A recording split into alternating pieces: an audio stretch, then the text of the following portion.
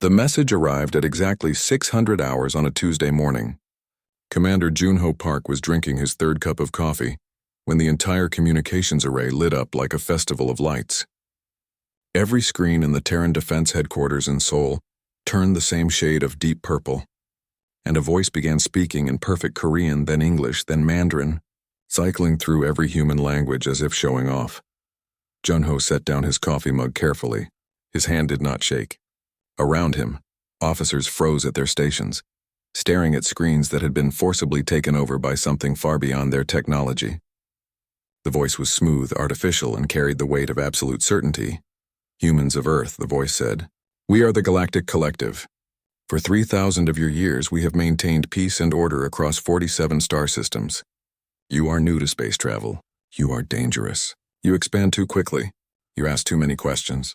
You refuse to accept your place." Junho watched the screens shift. Images appeared of massive ships, cities floating in space, worlds covered in gleaming towers. The collective was showing humanity what real power looked like. They had ruled the galaxy since before humans discovered fire. They had technology that seemed like magic. They had never lost a war. "We offer you mercy," the voice continued. "You will surrender 80% of your mineral resources. You will accept our governance. You will limit your population to your homeworld only. Your colonies on Mars and the Belt will be evacuated within 6 months. You will provide soldiers for our security forces. In return, we will allow you to exist."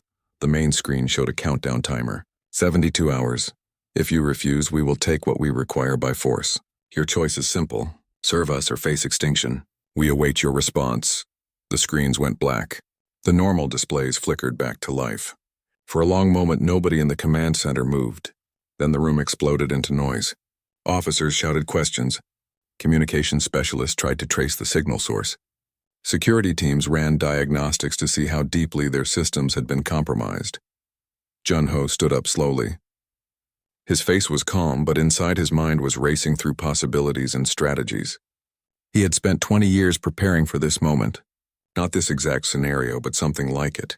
Humanity had always known the galaxy was not empty. They had known that eventually someone out there would notice them. "Get me Ambassador Choi," Junho said quietly. His aide nodded and ran. Within minutes, the emergency council was assembling. Junho walked through the halls of the headquarters, his boots clicking on polished floors. Through windows, he could see Seoul spreading below. Millions of people going about their morning routines, completely unaware that in 3 days they might all be slaves or corpses. The council chamber was deep underground, shielded against every known form of surveillance. Around the long table sat the people who really ran Earth's defense. Ambassador Daeho Choi arrived last, still wearing his sleeping clothes under a hastily thrown-on jacket. The old diplomat looked tired, but his eyes were sharp. "They finally made contact," Daeho said, sitting heavily in his chair. "I knew they would. I just hoped we would have more time." "We have exactly 71 hours and 14 minutes, Junho replied. He brought up the message on the chamber's main display, playing it again for those who had not seen it. The council watched in silence. When it finished, General Kyungmin-an spoke first. She was responsible for all ground forces, a veteran of the Mars Independence War. 80% of our resources, that would cripple us. We would never be able to grow, never be able to defend ourselves properly. They want us weak and dependent. They want us as slaves who mine rocks for them, said Minister of Industry Borahan. Nothing more. They see us as tools, not people. Junho nodded. The question is simple. Do we accept their terms? The room fell silent. Everyone knew what refusing meant. War with an enemy that had technology centuries beyond their own. War with an enemy that controlled dozens of worlds. War that humanity would almost certainly lose. Dr. Hana Kim entered through the side door carrying a data tablet. She was young for a chief scientist, only 32, but brilliant enough that nobody questioned her position. Her short hair was messy, and she had the excited look of someone who had not slept but was running on pure adrenaline. You all need to see this, Hana said, connecting her tablet to the display. I have been analyzing their message. The signal came from beyond Neptune, which means they have ships in our system right now. But here's the interesting part. I found something in the data stream. Hidden code. She brought up strings of numbers and symbols that meant nothing to most people in the room. This is their communication protocol, and I recognize parts of it. 3 years ago, we found a derelict probe near Titan. We studied it in secret. This is the same language. Junho leaned forward. What are you saying? I am saying their technology is not magic. It is just advanced. Very advanced, yes, but it follows rules. Rules we can learn. Rules we can break. Hana's smile was fierce. And there is more. The collective's message included technical specifications about their demands, what resources they want, how they plan to extract them, timelines. They are so confident we will surrender that they are already planning the logistics. Arrogant, Deho muttered. Arrogant enough to make mistakes, Hana agreed. They have been in charge for so long that they have forgotten how to fight an enemy that fights back. According to intelligence reports, the collective has not faced serious military resistance in over 200 years. They just show up with their big ships and everyone surrenders. Junho stood up and walked to the display, staring at the countdown timer. 70 hours now. What weapons do we have that they do not expect? Hana's expression turned serious. Project Wraith. The quantum weapons array. We have been testing it on the dark side of the moon. It works, Junho. It actually works. We can disrupt their shields, maybe even their engines. They have no idea we have it because quantum mechanics is supposedly impossible to weaponize. Their own scientists said so. What else? Junho asked. General Kyungmin spoke up. Our soldiers.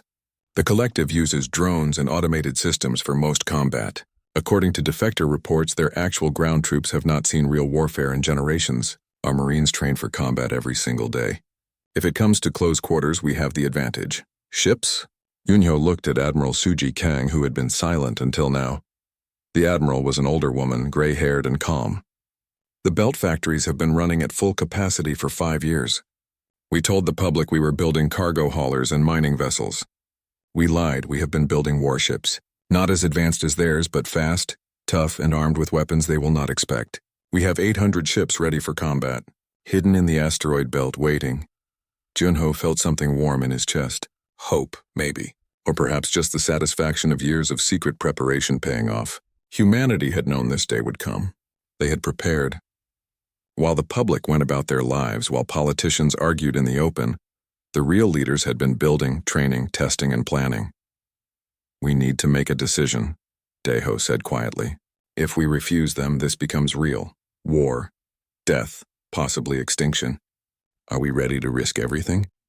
Unyo looked around the table at the faces staring back at him. Scared faces, determined faces, angry faces. These people had families, children, friends. If humanity chose war, many of them would not survive. But if humanity chose slavery, they would lose something more important than life. They would lose freedom. I think, Junho said slowly, that we need to ask ourselves one question. Would we rather die on our feet or live on our knees? There is a third option, Hana said. Everyone looked at her. We could win, Junho smiled. It was not a nice smile. It was the smile of a predator who had been pretending to be prey. Draft our response, Ambassador. Keep it simple. Tell them we decline their generous offer. Tell them if they want Earth's resources, they are welcome to come and take them. Tell them humanity does not kneel. Deho nodded slowly. That is a declaration of war. Yes, Junho agreed. Yes, it is. But they started this when they came to our home and demanded we surrender. Now we finish it. The council voted. The decision was unanimous. Earth would fight. 2 hours later, humanity's response was transmitted to the collective's waiting ships. 3 words in every language. Come and take it. The countdown continued to tick down, but now it was not counting down to Earth's surrender. It was counting down to the moment when the Galactic Collective would learn that humanity was not like the other species they had conquered. Humanity had climbed out of caves, survived ice ages, tamed fire, split atoms, and reached for the stars. They had never been good at doing what they were told. The collective thought humanity would beg for mercy. They were about to learn how wrong they were. The quantum weapons lab was hidden 3 kilometers beneath the lunar surface, in a facility that officially did not exist. Dr. Hana Kim walked through the sterile white corridors with Ambassador Deho Choi following behind her. The old diplomat was breathing hard from the low-gravity walk, but he had insisted on seeing the weapons with his own eyes. How long have you been working on this? Deho asked. 6 years, Hana replied. She pressed her palm to a scanner, and massive steel doors hissed open. since we first detected collective probe signals in the outer system. We knew they were watching us. We knew eventually they would make contact, so we prepared. The chamber beyond was enormous. In the center floated a device that looked like a metal flower, its petals made of some dark crystalline material. Around it, holographic displays showed equations and energy readings that shifted and changed every second. "This is Wraith," Hana said quietly. "A quantum disruption emitter. When fired, it creates a cascade effect in the target's energy systems. Their shields, their engines, their weapons, everything connected to their power grid gets scrambled at the quantum level." Deho stared at the device.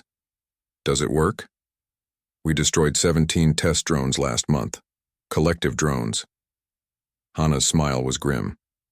"They still do not know what happened to their scouts. We made it look like accidents, system failures. They suspect nothing. How many of these weapons do we have?" 47 installed on ships, another 100 in production.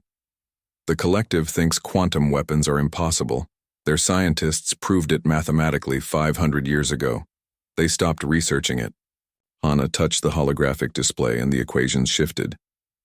"But human scientists do not trust impossible. We kept working on it, and we found what they missed."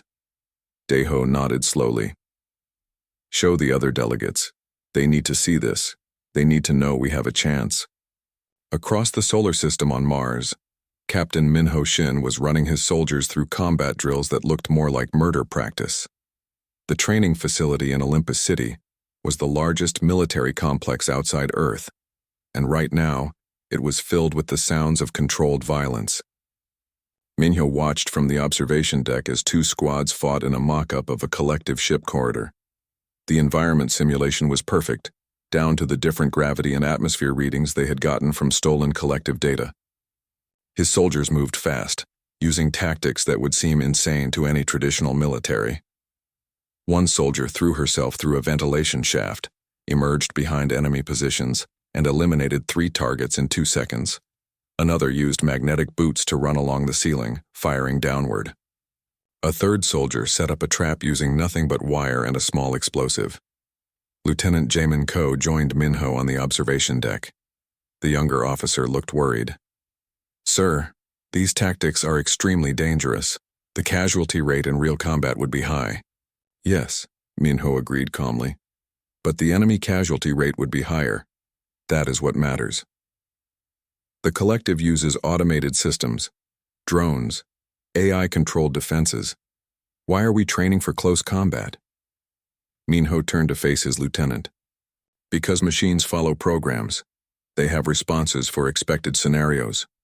But humans can improvise. We can do things that make no tactical sense, things that no AI would predict. That is our advantage."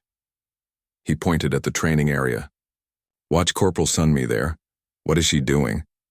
Jamin watched as the corporal deliberately stepped into an enemy firing line, took a hit to her armor, then used the impact momentum to spin and throw a knife into an opponent's sensor array. "She used herself as bait," Jamin said, understanding dawning. "Exactly. No drone would do that. No AI would accept damage to deal damage. But humans understand sacrifice. We understand that sometimes you take a hit to land a killing blow." Minho's expression was hard. The collective has been fighting machines for so long, they have forgotten what it is like to fight an enemy that wants to win more than it wants to survive. In the asteroid belt, engineer Jiwan Lee floated in zero gravity, watching the final ship roll out of the construction bay. She had spent 5 years building this fleet, and looking at it now she felt a fierce pride mixed with fear. The ships did not look like traditional warships. They were angular, dark, covered in stealth plating that made them nearly invisible to sensors. Each one was small, fast, and carried enough firepower to take down vessels 10 times its size. "Beautiful, are they not?" said Director Taehyun Ro, floating up beside her. He was responsible for the entire belt manufacturing operation, a massive logistics effort that had been hidden from the public and the collective both. "Beautiful and deadly," Ji-won agreed. "Each carrier holds 200 drone fighters. We have 800 carriers total. That is 160,000 combat drones, all controlled by quantum-linked AI that the collective cannot hack. Taehyun nodded.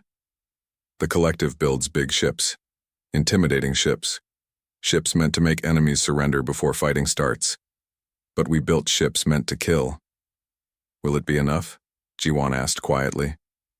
I do not know, Taehyun admitted. But it is more than they expect us to have. Intelligence says they think we have maybe 50 combat-capable ships. They have no idea about this fleet. That surprise might be enough. Back on Earth in Seoul, Intelligence Officer Young-ho Baek sat in a dark room surrounded by holographic displays. He was doing what he did best, gathering information that could keep humanity alive. His fingers danced across haptic keyboards, pulling data from sources across the solar system and beyond. Got you, Young-ho muttered as he broke through another collective encryption layer.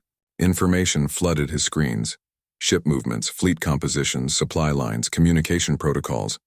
His assistant, analyst Hyejin Lim, brought him coffee and looked at the displays. Is that their battle network? Part of it, Young-ho confirmed.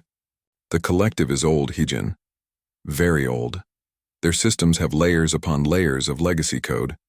They have been building on the same foundation for thousands of years. That makes them powerful, but it also makes them vulnerable. Old systems have old weaknesses. What are you planning? Young-ho's smile was dangerous. I am planning to make them blind. When they come for us, they will be relying on their sensors, their communications, their coordination. But what if all of that stops working? What if their ships cannot talk to each other? What if their sensors show them false information? You can do that? I already have the access codes. When the time comes, I will unleash viruses that will spread through their network like a disease. It will not stop them, but it will confuse them, and confused enemies make mistakes. In Geneva, Ambassador Daeho Choi met with representatives from the other human governments. The room was tense. Some delegates wanted to surrender, to accept the collective's terms and hope for mercy. Others wanted to fight. The debate had been going on for hours. We cannot win, said Representative Joe from the Asian Coalition. They have technology we cannot match. They have numbers we cannot match. Fighting is suicide. Living as slaves is also death, replied Representative Adeyemi from the African Union. Just slower.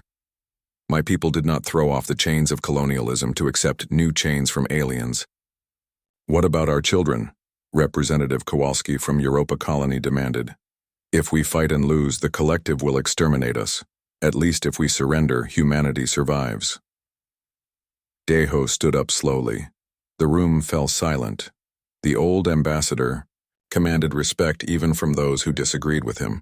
I have spent the last day seeing what our military has prepared, Daeho said quietly. I have seen weapons the collective does not know we possess. I have seen soldiers trained to fight in ways the enemy cannot predict. I have seen ships hidden across the system waiting to strike. We are not defenseless, we are not helpless.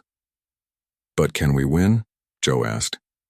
I do not know, Daeho admitted. But I know this. The collective has ruled the galaxy for 3,000 years. They have conquered dozens of species, and every single one of those species surrendered when threatened. Every single one chose slavery over death. That is why the collective is so confident. They have never faced an enemy that refused to kneel. He looked around the room, meeting each delegate's eyes. Humanity has always been different. We have always been the species that does not accept our place. We climbed down from trees and learned to walk. We crossed oceans on wooden boats. We went to the moon in metal cans held together with bolts. We have always reached for things everyone said were impossible. That is the human factor. That is what makes us dangerous. So you are saying we should fight, Kowalski said. I am saying we should choose, Daeho replied. Not out of pride or anger, but after seeing all the facts. We have a chance. Maybe not a good chance, but a chance.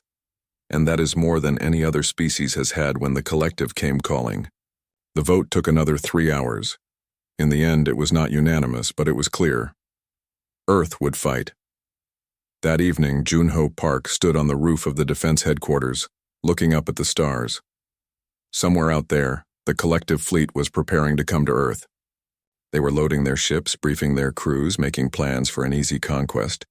Hana joined him on the roof. bringing 2 cups of tea. They stood in comfortable silence for a while. "Do you think we can do it?" Hana asked. "Really?" The Collective's punishment fleet arrived at Jupiter's orbit exactly on schedule.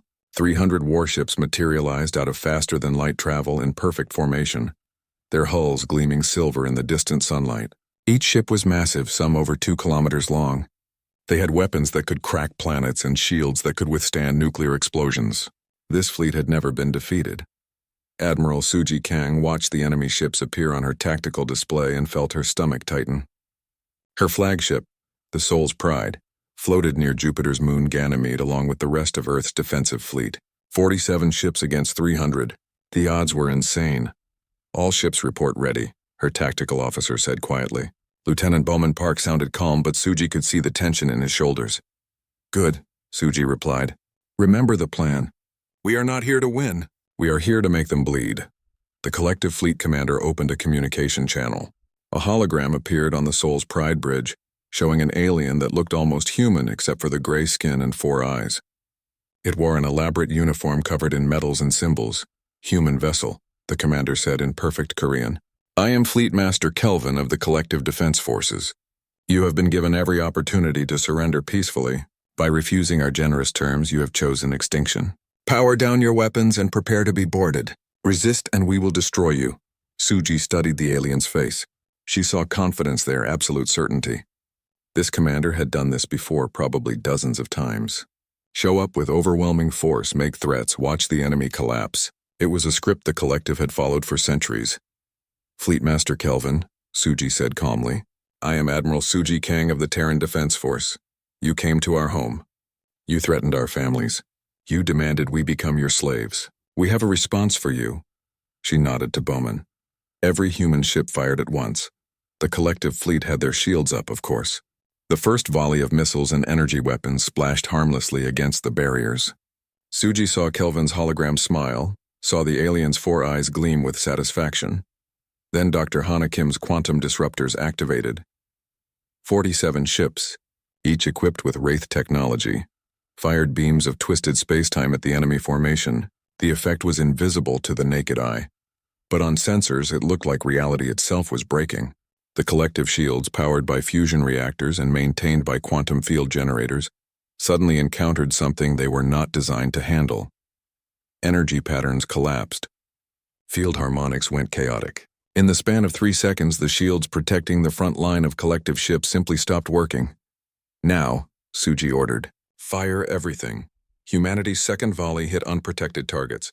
Missiles punched through armor plating. Kinetic rounds moving at relativistic speeds tore through hulls. Energy weapons carved into vital systems.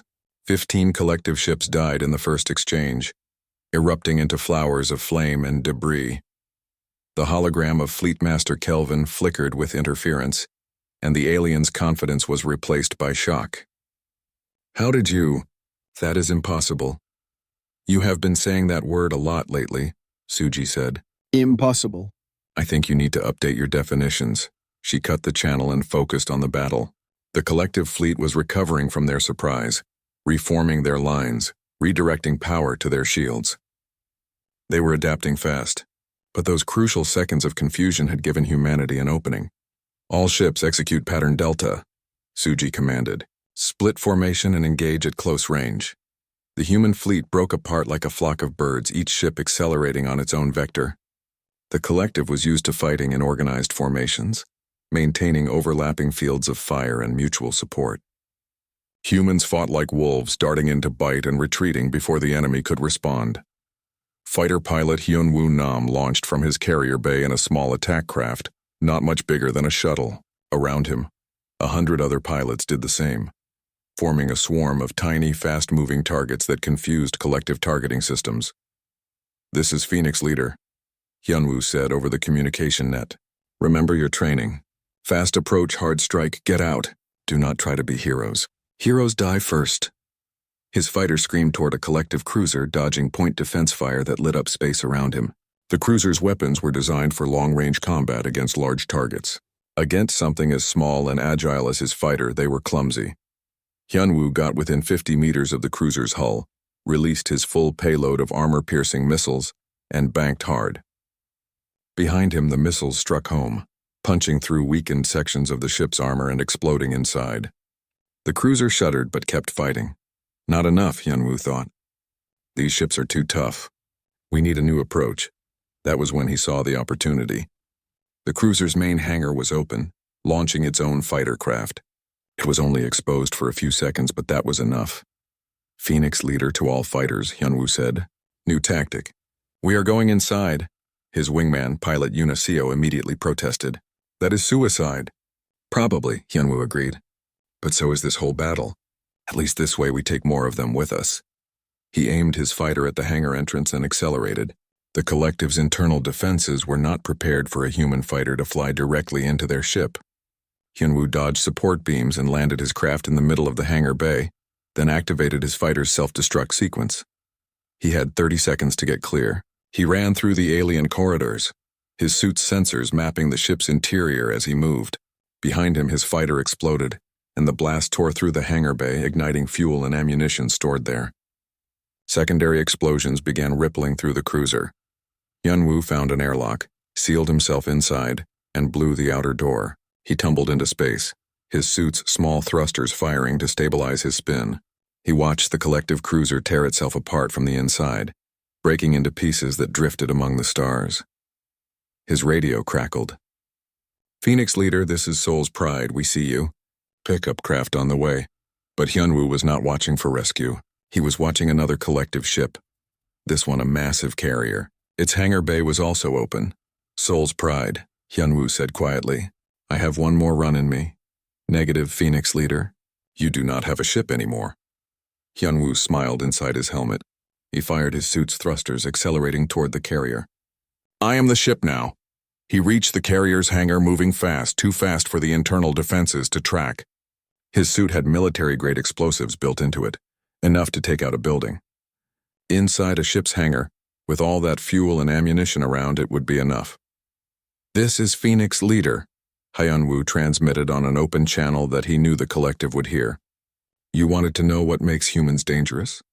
We are willing to do things you cannot imagine. We trade our lives for yours. We turn ourselves into weapons. And we never, ever stop. He detonated his suit's explosives while flying at full speed into a fuel depot. The carrier's entire forward section exploded. The blast was so powerful that nearby collective ships took damage from the debris. On the Seoul's Pride Bridge, Admiral Suji Kang watched the carrier die and closed her eyes briefly. Record Phoenix leader's final message, she said quietly. Make sure his family gets it. Make sure all of humanity hears what he said. The battle raged on. Captain Minho Shin led a boarding party onto a damaged collective destroyer, his Marines moving through the alien corridors with brutal efficiency. The collective crew tried to fight back with their weapons, but they had no experience with close combat against opponents who did not care about taking damage. Sergeant Mireille Song led her squad through a choke point, absorbing hits on her armor while her team flanked the enemy position. She fought in ways that seemed insane, accepting injury to get close enough to disable collective soldiers with knives and hands. The aliens panicked, retreating deeper into their own ship. They do not know how to fight us, Mireille said over the squad channel. They are used to machines. They are not ready for enemies that want to hurt them personally. Minho's team reached the destroyer's bridge and found the crew trying to activate the ship's self-destruct. They could not allow that. The ship might have intelligence data, technology they could use. Minho put a round through the main console before the collective captain could complete the sequence. Ship secured, Minho reported. Casualties moderate. Recommend we do this again. On the Seoul's Pride, Admiral Suji Kang was fighting the larger tactical battle. Her fleet had damaged or destroyed 70 collective ships, but she had lost 16 of her own. The odds were still terrible. The enemy was adapting, learning to counter the quantum disruptors by cycling their shield frequencies faster. Time was running out, Admiral, Bowman said urgently. The collective fleet is reforming. They are going to hit us with everything at once. Suji studied the tactical display. The enemy commander had learned his lesson. No more cautious approaches. They were going to overwhelm humanity's fleet with pure firepower. Smart move, execute withdrawal pattern Gamma, Suji ordered. All ships fall back to Jupiter's upper atmosphere. Make them chase us into the gravity well. News of the battle near Jupiter spread through the galaxy faster than light. The 13 surviving collective ships arrived at the nearest command station, their hulls scarred and their crews traumatized. Within hours, every species in the collective and many outside it knew what had happened. Humanity had fought back. Humanity had won. On the collective capital world of Primaris, High Speaker Kelmath received the battle reports in disbelief. The ancient leader had ruled for 3 centuries, and in all that time the collective had never lost a major engagement. Lesser species surrendered when threatened. That was how the galaxy worked. That was how it had always worked. Impossible, Kelmath said, all 4 of his eyes scanning the holographic battle replay. They had inferior technology, inferior numbers. How did our fleet lose? Military Coordinator Thesh bowed his head in shame. The humans used weapons we did not know existed, High Speaker. Quantum disruptors that bypassed our shields. And their tactics? They were unlike anything in our combat databases. They traded their lives for ours willingly. They turned their ships into weapons. They boarded our vessels and fought in close combat. They are animals, Kelmath hissed. Primitive, violent animals. Yes, High Speaker, Thesh agreed. But animals can be very dangerous when cornered. Kelmath stood and walked to the window of his tower, looking out over a city that had stood unchanged for 2,000 years. Everything in the collective was old, stable, orderly. That was their strength. They did not need to innovate because they had perfected their civilization long ago. Assemble the full armada, Kelmath ordered. 50,000 ships. We will crush these humans utterly. We will make an example of them so terrifying that no other species will ever dare to resist us again. On Earth, Intelligence Officer Young-Ho Bayek was hard at work turning humanity's victory into something more valuable than just a military achievement. He was turning it into propaganda. The collective's communication networks were vast but poorly secured. Young-Ho had spent years mapping them, finding weaknesses, planting access points. Now he used them to spread a message to every species in the galaxy. He edited the battle footage carefully, making humanity look unstoppable. He showed collective ships exploding. He showed human fighters flying into enemy vessels without hesitation. He showed Marines boarding alien ships and making the crews flee in terror. He cut out the parts where humans died, where ships were destroyed, where the battle had been close. The message was simple. Humanity cannot be defeated.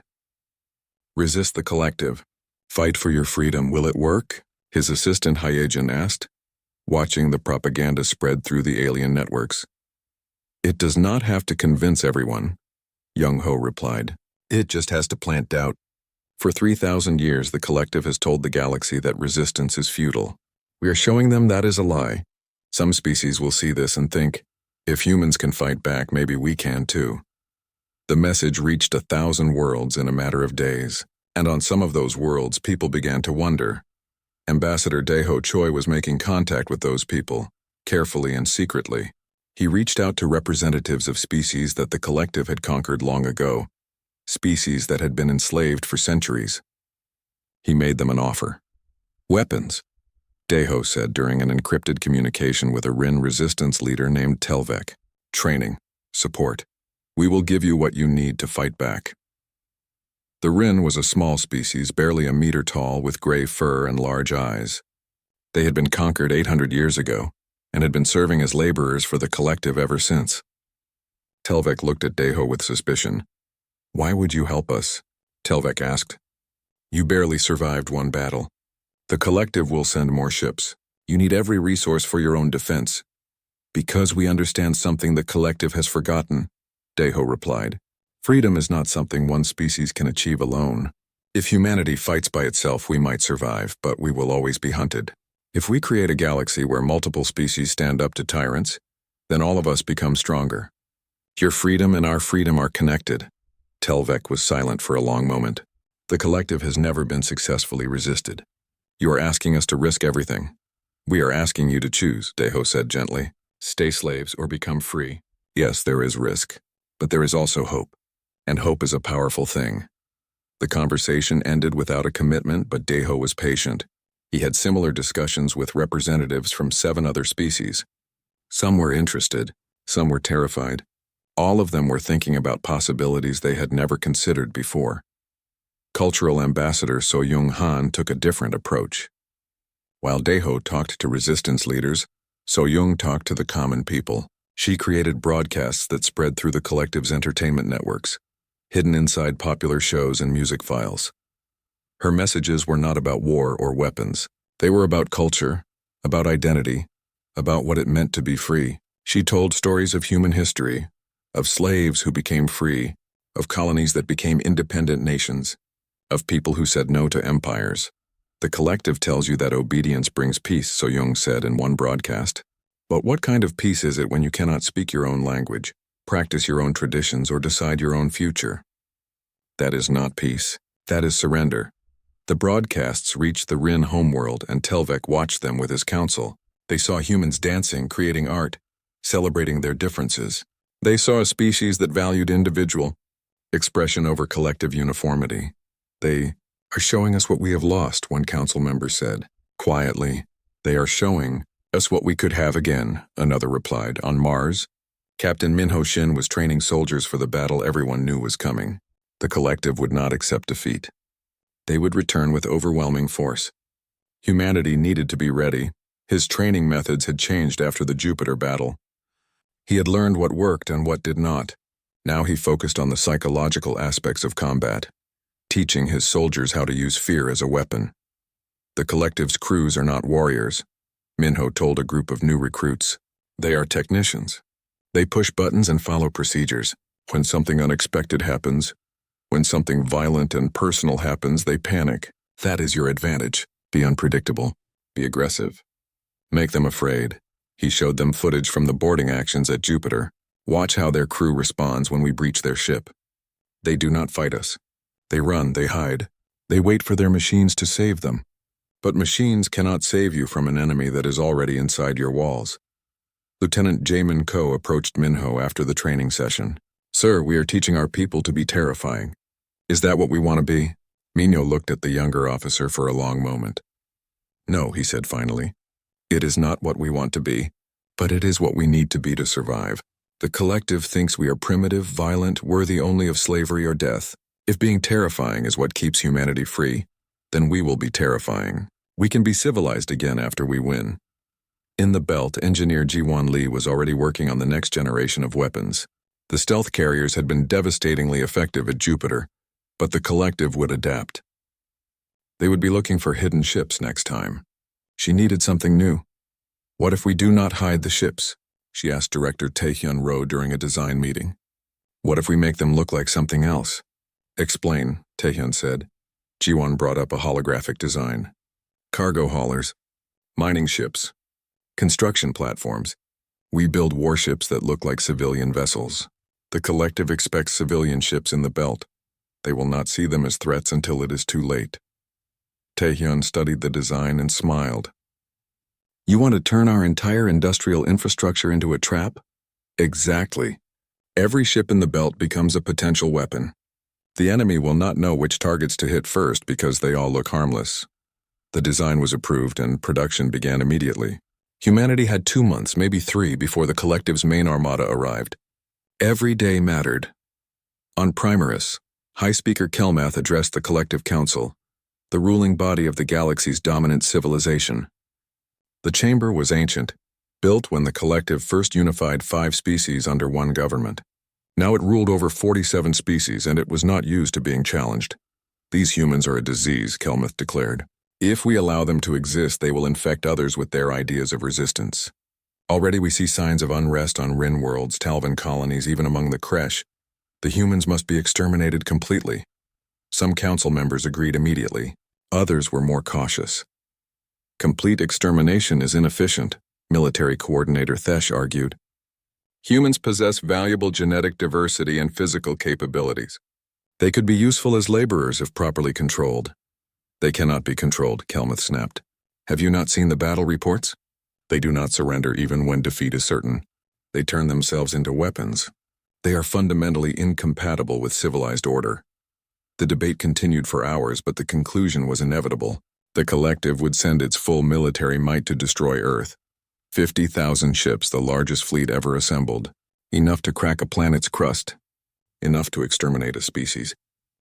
The countdown read 43 days until the collective armada would arrive. Every human in the solar system felt the weight of that number. 43 days to live, or 43 days to prepare for the fight that would decide everything. Dr. Hana Kim had not slept properly in a week. She stood in her laboratory beneath the lunar surface, staring at the Prometheus protocol system. It was beautiful in a terrible way. A ring of quantum processors surrounding a neural interface chair that looked more like a throne, or perhaps an electric chair. "It is ready," her assistant, researcher Jinho Song said quietly. "We have run every simulation. It works. The sun's magnetic field can be manipulated precisely enough to target enemy ships, but the neural load will kill whoever sits in that chair," Hana finished. "I know. I designed it." She had been trying for weeks to find a way to automate the system, to let an AI handle the calculations, but the mathematics required intuitive leaps that only a human mind could make. The quantum fluctuations in the sun's core changed microsecond by microsecond. Only a living, thinking consciousness could adapt fast enough.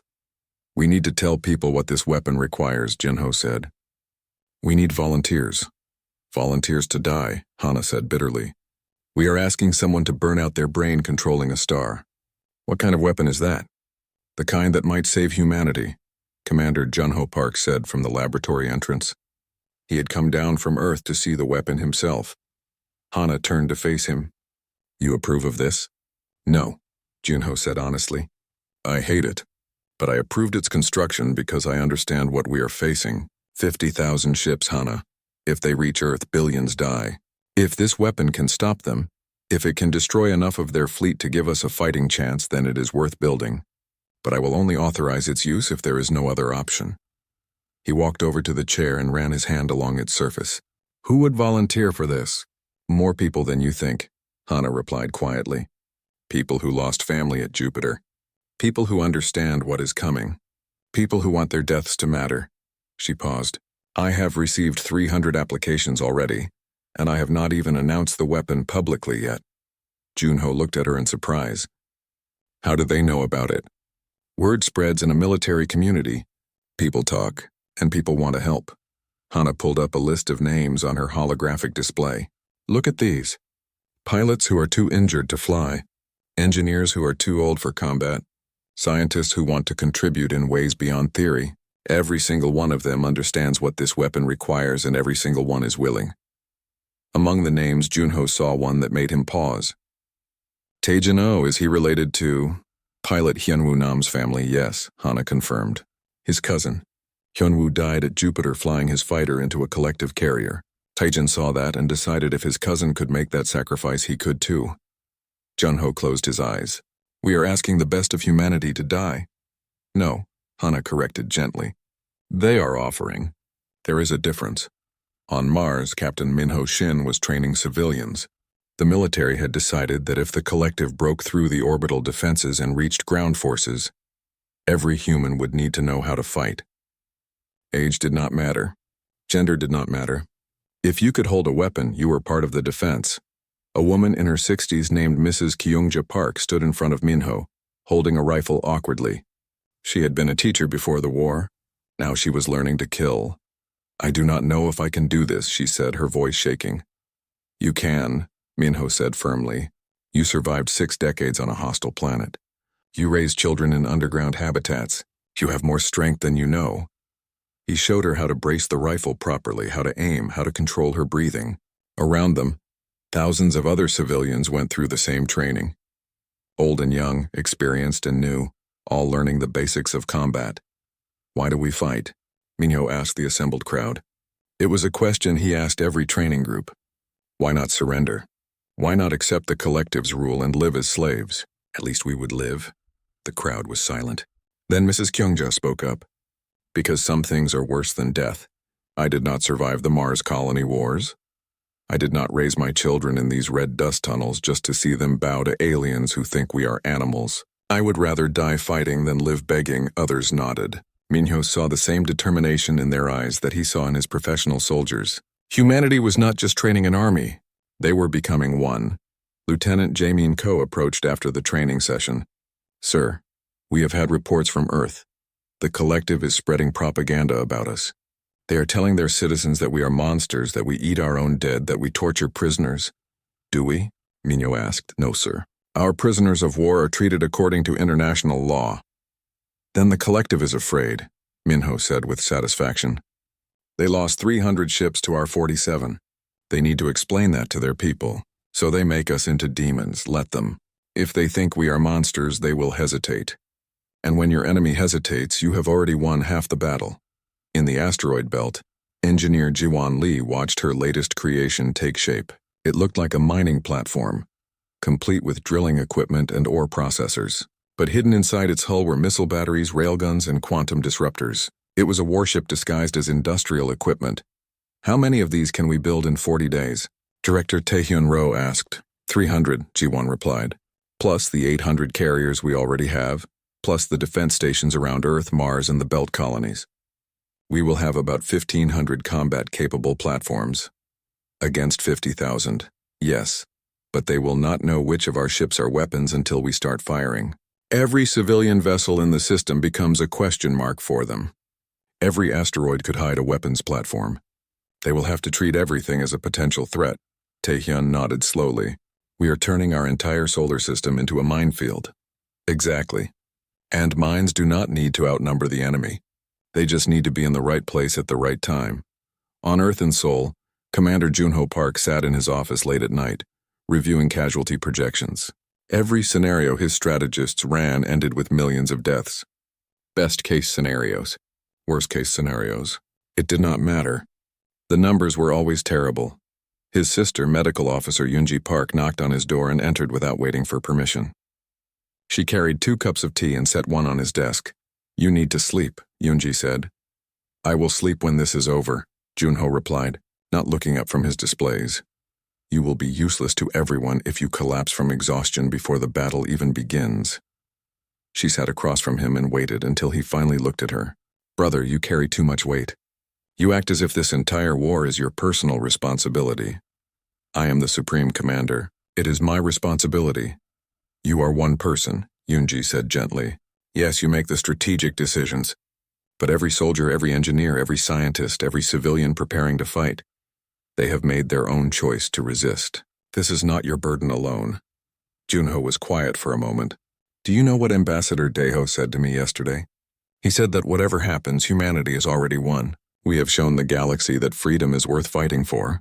We have inspired other species to resist. Even if we lose, even if Earth burns, we will have changed the galaxy forever. Do you believe that? Yoonji asked. I do not know, Junho admitted. I know that I do not want to be the commander who presided over humanity's extinction. I know that millions of people are counting on me to make the right decisions. I know that in 43 days either we survive or we die, and I am terrified that I will make a mistake that costs everything. Yoonji reached across the desk and took his hand. Then you are exactly the right person for this job. A leader who feels no fear makes reckless decisions. A leader who understands what is at stake makes careful ones. You will not be reckless, brother. You will do everything possible to save our people. And that is all anyone can ask. After she left, Junho sat alone with his tea and his thoughts. The casualty projection still glowed on his display, but he forced himself to look past them to other reports. Reports of civilians volunteering for defense training. Reports of engineers working triple shifts to build more weapons. Reports of scientists making breakthrough after breakthrough. Reports of allies across the galaxy offering support. Humanity was preparing, not just militarily but psychologically. They were accepting that some of them would die and choosing to fight anyway. 43 days became 40. Then 30. Then 20. The collective armada was moving slower than expected, which gave humanity more time but also more anxiety. The waiting was its own kind of torture. Every day, people looked at the sky and wondered if today would be the day the enemy arrived. Ambassador Daeho Choi received confirmation from 7 different species that they would support humanity when the battle began. Not with ships, they did not have military forces capable of fighting the collective openly, but with intelligence, with supplies, with sabotage of collective infrastructure. The Rin, led by Telvek, launched coordinated uprisings on 3 of their